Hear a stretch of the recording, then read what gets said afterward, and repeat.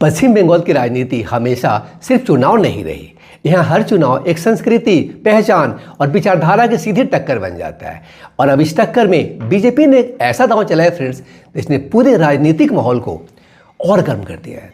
Party ने इस बार मैदान में कुछ ऐसे चेहरे उतारे हैं फ्रेंड्स, जो पारंपरिक नेताओं जैसे नहीं है, जैसे साधु, संत, महंत और पुजारी। तो सवाल सीधा है, क्या आस्था की ताकत वोट में बदल सकती है? क्या आध्यात्मिक प्रभाव राजनीतिक समीकरण पलट सकता है? या फिर बंगाल की जमीन पर यह दांव सिर्फ एक प्रतीकात्मक प्रयोग बनकर रह जाएगा? नमस्कार, मैं आशीष शरण और आप देख रहे हैं अनजिप्ट। और अगर आप ये वीडियो फेसबुक पे देख रहे हैं तो फिर आप देख रहे हैं न्यूज अनजिप्ट।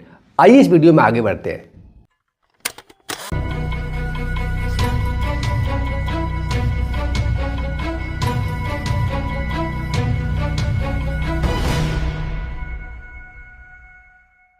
आइए समझते हैं बीजेपी का यह आध्यात्मिक दांव कितना बड़ा है और कितना जोखिम भरा भी। देखिए, पश्चिम बंगाल की राजनीति कभी भी सिर्फ सत्ता की लड़ाई नहीं रही। यहाँ वामपंथ की लंबी विरासत रही।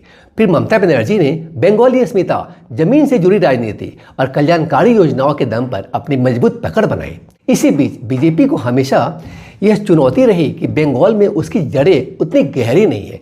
हालांकि पहले से ज़्यादा बहुत आगे ये निकल चुके हैं बीजेपी, ज़्यादा सीट जीते जितनी बीजेपी के उत्तर भारत में। ऐसे में साधु संत और पुजारियों को टिकट देना सिर्फ उम्मीदवार बदलना नहीं है, यह नैरेटिव बदलने की कोशिश है। बीजेपी यह संदेश देना चाहती है फ्रेंड्स, यह चुनाव सिर्फ विकास या सत्ता का नहीं, बल्कि संस्कृति, आस्था और पहचान का भी है। मतलब पश्चिम बंगाल में लंबे समय तक वामपंथी राजनीति ने धर्म को निजी तक सीमित रखा।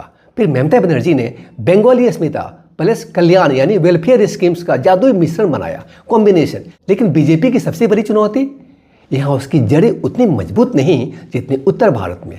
इसलिए उसने एक बोल्ड और प्रतीकात्मक कदम उठाया है, साधु संतों को टिकट देना। फ्रेंड्स, ऐसा करके देखिए बीजेपी कैसे ये चाल कई मोर्चों पर खेल रही है। सांस्कृतिक पुनर्जागरण का संदेश। देखिए, साधु संतों की छवि आमतौर पर सादगी, सेवा और नैतिकता से जुड़ी होती है। इसी वजह से पार्टी यह धारणा बनाना चाहती है कि उसका चेहरा सिर्फ राजनीतिक नहीं बल्कि आध्यात्मिक और भरोसेमंद भी है। मतलब बीजेपी कह रही है बंगाल की मूल संस्कृति दबाई गई है, तो साधु संतों को मैदान में उतार कर वो ये चिल्ला कर कह रही है कि ये चुनाव सिर्फ सत्ता का नहीं, संस्कृति और आस्था का भी है। खासकर उन इलाकों में जहाँ मंदिर अभी भी गांव का दिल है। निष्क्रिय वोटर को सक्रिय करना। कई बार चुनाव नए वोटरों से नहीं बल्कि उन लोगों से जीते जाते हैं जो पहले चुप रहते हैं, बूथ पे वोट डालने नहीं जाते तो चुप रहते। तो अगर किसी इलाके में किसी संत या पुजारी की मजबूत सामाजिक पकड़ है तो वह अपने अनुयायियों को, फॉलोअर्स को मतदान केंद्र तक ला सकते हैं, यानी मौन समर्थन को सक्रिय वोट में बदलने की कोशिश। दूसरे शब्दों में इसको ऐसे समझिए, देखिए कई भक्त राजनीति से दूर रहते हैं, लेकिन जब उनका गुरु या पुजारी खुद मैदान में आ जाए तो वो चुपचाप घर से निकलकर वोट बन जाते हैं। तो ये है मौन समर्थन को सक्रिय वोट में बदलने की बीजेपी की मास्टर स्ट्रोक। टीएमसी के लिए सीधी चुनौती है। देखिए, टीएमसी का खेल हमेशा स्थानीय नेटवर्क, कल्याणकारी योजनाओं और जमीनी पकड़ पर मजबूत रहा है। लेकिन बीजेपी अब उस मुकाबले को सिर्फ संगठन बनाम संगठन नहीं बल्कि आस्था बनाम सत्ता और प्रतीक बनाम स्थानीय मशीनरी में बदलना चाहती है। लेकिन जोखिम भी कम नहीं। बंगाल का एक बड़ा हिस्सा धर्म और राजनीति के मिश्रण से असहज है, अनकंफर्टेबल है।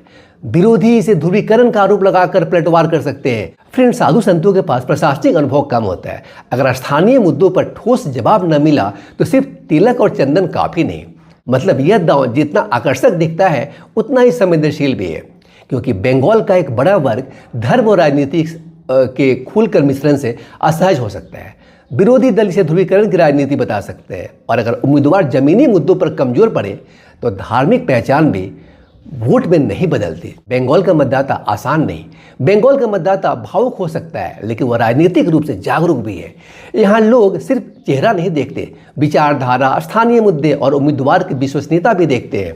इसलिए यह मान लेना कि साधु संतों की मौजूदगी अपने आप गेम बदल देगी शायद जल्दबाजी होगी। कहने का मतलब है फ्रेंड्स कि हम मतदाता भावुक तो है, इमोशनल भावुक तो है, लेकिन बेहद जागरूक भी।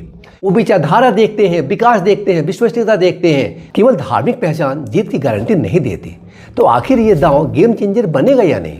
सच ये है, ये रणनीति माहौल तो जरूर बदल देगी, लेकिन परिणाम बदलने के लिए अकेले ये काफी नहीं। अगर ये कदम संगठन, स्थानीय एजेंडा, विश्वसनीयता और तगड़े प्रचार के साथ जुड़ा तो बंगाल की राजनीति का रंग ही बदल सकता है, वरना ये सिर्फ एक सुंदर प्रतीक बनकर रह जाएगा। तो असली सवाल यही है, क्या बीजेपी का यह आध्यात्मिक दांव बंगाल में नई ऊर्जा ला पाएगा, या यह सिर्फ एक ऐसा प्रयोग साबित होगा जो चर्चा तो बहुत करेगा लेकिन असर सीमित छोड़ेगा, लिमिटेड उसमें छोड़ेगा।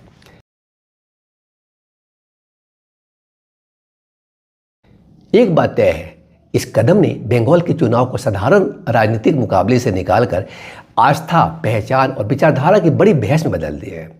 अब फैसला जनता के हाथ में है, क्योंकि लोकतंत्र में आखिरी ताकत किसी संत के प्रवचन में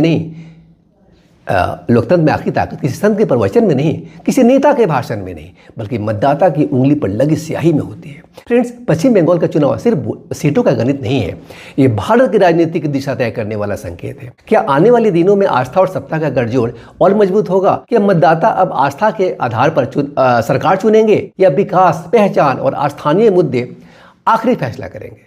लेकिन एक बात तो पक्की है, बीजेपी का ये कदम चुनाव को साधारण मुकाबले से निकालकर वैचारिक और सांस्कृतिक महासंग्राम बना चुका है।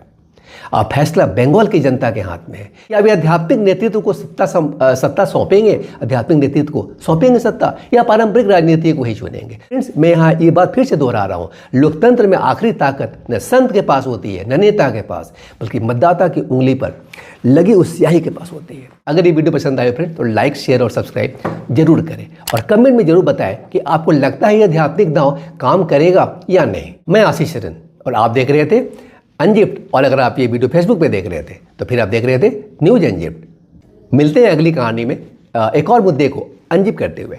Till then stay connected and informed with our channel unzipped. Thank you.